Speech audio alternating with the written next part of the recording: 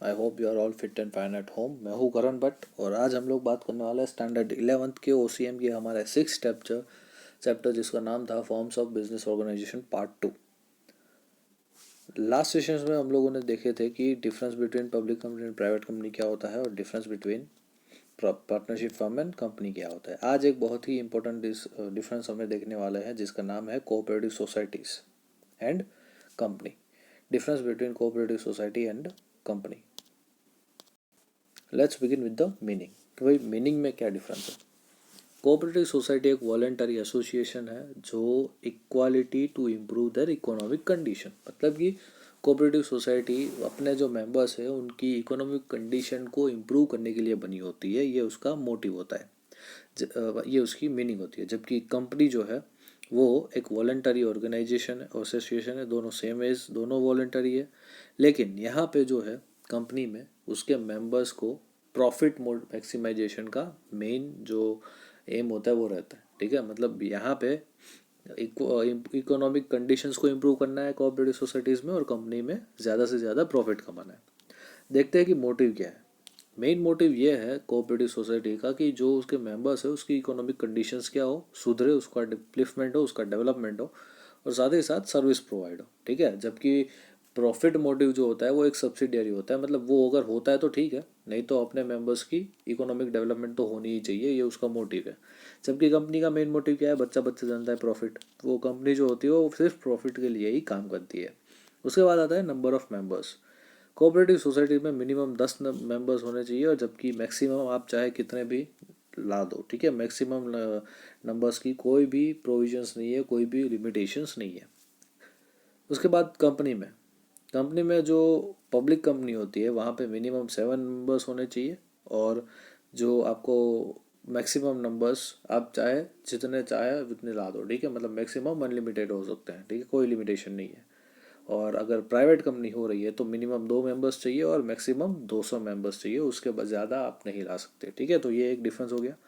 उसके बाद आता है process of establishment. Cooperative society को फॉर्म करना की प्रोसेस जो होती है वो बड़ी इजी होती है। कोई ज़्यादा कागजी कामकाज नहीं होता, बहुत 2-4 कागज़ों में आप अपना पूरा कोऑपरेटिव सोसाइटी का काम रजिस्ट्रेशन करवा सकते हो।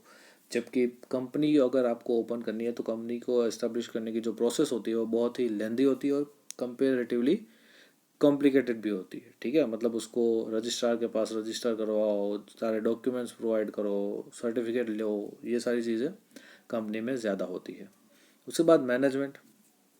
कोऑपरेटिव सोसाइटी का मैनेजमेंट एक पूरा डेमोक्रेटिक मैनेजमेंट होता है और उसको इलेक्शन से क्या किया जाता है, इलेक्ट किया जाता है। हर एक मेंबर्स के पास सिंगल वोट रहता है और वो अपने रिप्रेजेंटेटिव्स को जो है मैनेजमेंट में बिठाता है। जबकि कंपनी की जो प्रोसेस होती है, कंपनी की जो, वो भी डेमोक्रेटिक वे में ही होती है, लेकिन वहाँ पे सिर्फ ऐसा हो लगता है कि यहाँ पे डेमोक्रेसी है, जबकि ऐसा प्योर डेमोक्रेसी आपको देखने को नहीं मिलेगी। There is a difference between the democratic management process in cooperative societies as well as in company. ठीक है, उसके बाद आता है इश्यू ऑफ शेयर।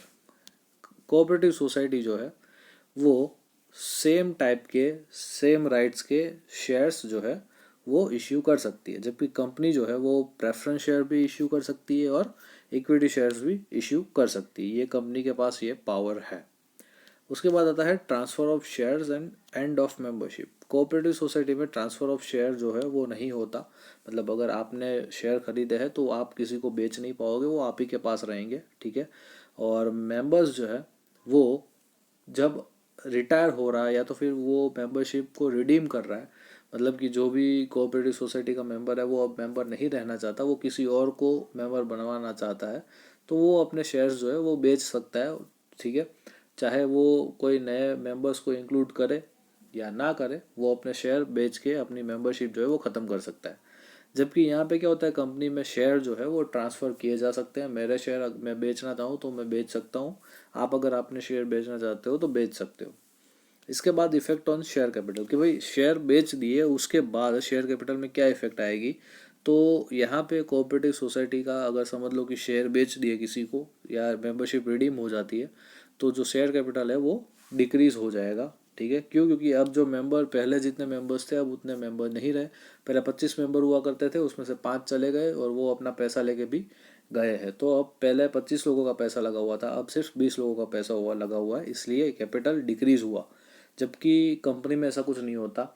समझ लो कि 25 लोगों में से 5 लोगों को मेंबर नहीं रहना, तो वो अपने शेयर्स जो है वो किसी और 5 को बेच देंगे, और पैसा तो है वो दूसरे 5 बंदे जो नए आए उनका हो जाएगा। मतलब 25 थे, 5 गए और 5 आए, कोई फर्क पड़ा नहीं यहाँ पे, ठीक है। तो यहाँ पे कंपनी का जो कैपिटल फंड है वो रिड्यूस नहीं होता। आगे बात use of profit. The profit is use to give dividend to members and for the benefit of members subject to the provision of law. मतलब कोऑपरेटिव सोसाइटी में जो प्रॉफिट होता है वो मेंबर्स को डिविडेंड के रूप में क्या होता है, डिस्ट्रीब्यूट किया जाता है, और साथ ही साथ लॉ में जो भी प्रोविजंस किए गए हैं उसके हिसाब से मेंबर्स को बेनिफिट्स भी दिए जाते हैं। जबकि यहाँ पे क्या होता है कि कंपनी में सारा का सारा प्रॉफिट एज अ डिविडेंड नहीं डिस्ट्रीब्यूट होता। एक लिमिटेड, समझ लो कि प्रॉफिट का 10% जो है वो एज अ डिविडेंड डिस्ट्रीब्यूट होगा, बाकी का 90% प्रॉफिट वापस बिजनेस में लगा दिया जाएगा। तो वहाँ पे कोऑपरेटिव सोसाइटी में पूरा प्रॉफिट डिस्ट्रीब्यूट हो रहा है, जबकि कंपनी में यहाँ पे limited portion of profit is distributed as a dividend to the members. तो गाइज ये डिफरेंस था between cooperative society and company.